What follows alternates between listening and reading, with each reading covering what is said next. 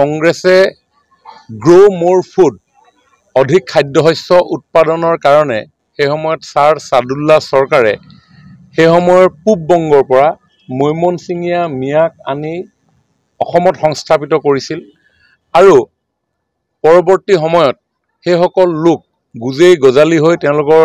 জনসংখ্যা বিস্ফোৰণৰ জৰিয়তে এনে এটা পৰ্যায় পালেগৈ 1979 চনত অসমৰ জনসাধাৰণে অনুভৱ কৰিলে যদি এওঁলোকৰ এই বিস্ফোৰণ এনেধৰণে ঘটি থাকে অথবা এই আগ্ৰাসন এনেধৰণে ঘটি থাকে পৰৱৰ্তী সময়ত অসমত বসবাস কৰা খিলঞ্জীয়া লোকসকলৰ ৰীতি নীতি কৃষ্টি সংস্কৃতি পৰম্পৰা ইত্যাদিসমূহ অস্তিত্বৰ গৰাহত পৰিব আৰু সেইকাৰণে 1979 চনত সমগ্ৰ অসমৰ জনসাধাৰণে এই মৈমনছিঙীয়া মিয়াৰ বিৰুদ্ধে এটা অস্তিত্বৰ সংগ্ৰাম আৰম্ভ কৰিলে যাক অসম আন্দোলন বুলি কোৱা যায় আৰু সেই অসম আন্দোলন 6 বছৰ ধৰি চলিছিল আৰু সেই 6 বছৰ ধৰি চলা অসম আন্দোলনত 855 জনতকৈও অধিক আন্দোলনকাৰীক হত্যা কৰা হ'ল আৰু সেইটো সময়ত কংগ্ৰেছৰ চৰকাৰ আছিল হাজাৰ হাজাৰ যুৱক যুৱতীয়ে পংগুত্ৰৰ জীৱন আকোৱালি ল'ব লগা হ'ল সেই সময়ত কংগ্ৰেছৰ চৰকাৰ আছিল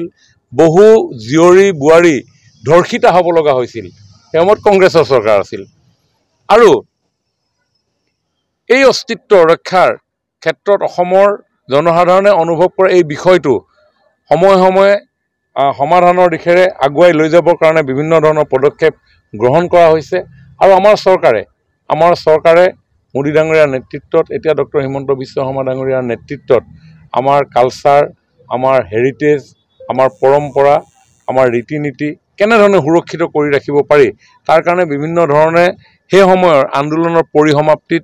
যিখন চুক্তি হ'ল অসম চুক্তি আৰু তাতে যি ক্লজ 6 বুলি লিপিবদ্ধ আছিলে সেই ক্লজ 6ত লিপিবদ্ধ সকলোবিলাক বিষয়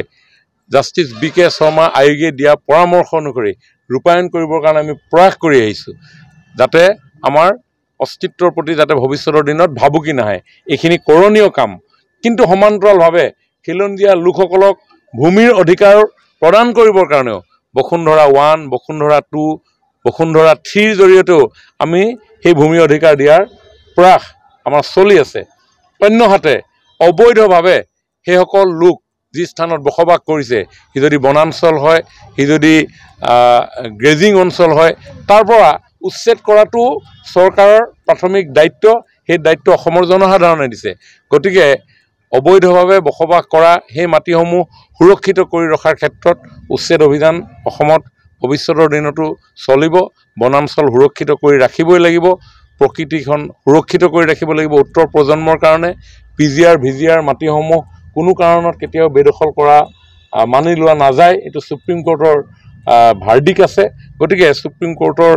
যি আদেশ সেই আদেশ আমি পালন কৰি গৈ থাকিম গতিকে এই ক্ষেত্ৰত অবৈধভাৱে বসবাস কৰা সেই লোকসকলক কোনোবা অঞ্চলৰ সচেতন মানুহে যদি তাৰ পৰা উঠি যাবলৈ আহ্বান জনাইছে তাত কৰিবলগীয়াটো একো নাই আৰু সেইটো ভাল কামেই কৰিছে আপুনি বিচৰা বাতৰি পাব কেৱল নিউজ 18 এপত নিউজ 18 এপ ডাউনলোড কৰিবলৈ স্ক্যান কৰক এই QR কোড গুগল প্লে ষ্টৰতো পাব এই নিউজ 18 এপ